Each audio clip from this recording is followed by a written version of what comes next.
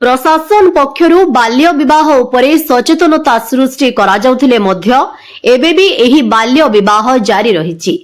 एही परिप्रेक्षी रे पारलाखेमुंडी पौरपालिका अंतर्गत एक 17 वर्षर नाबालिका 10म श्रेणी रे पढुछि।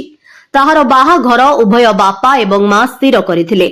बापा जणे दिव्यांग एवं मां जणे दिन मजुरिया, तेणु निज संपर्क मध्यरे झियटीकु बाहा देबु बोली स्थिर करथिले एवं बाहाघर पूर्वरु निर्बंध कार्यटी मध्य समापन करथिले। इतिमध्यरे 1098 child helpline toll free number को कॉल आसिबा परे चाइल्ड हेल्पलाइन रो जिला संयोजिका, चाइल्ड हेल्पलाइन रो case worker, ICD supervisor, one stop centre कर्मी, महिला एचयूबी कर्मी एवं पारलाखेमुंडी थाना पुलिस को मिलित टीम गठन करी बाल्य विवाह हेबाकु थिबा शिशु कन्या घरे पहुंची उद्धार करी बाल्य विवाहटी को बंद करागला एवं शिशु कन्या को शिशु कल्याण समिति गजपति ठारे उपस्थापना करागला। शिशुटीर उज्जवल भविष्यत निमंते परिवार सदस्य आगामी दिन में शिशुटी को पाठ पढ़ाइबे एवं बयस न हेबा पर्यंत विवाह कराइबे नाही बोली लिखित आकारे देथिले।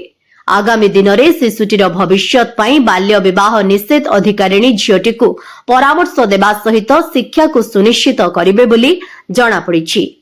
गजपति जिल्लारो टिकिली मांग रिपोर्ट, खबर तरंग।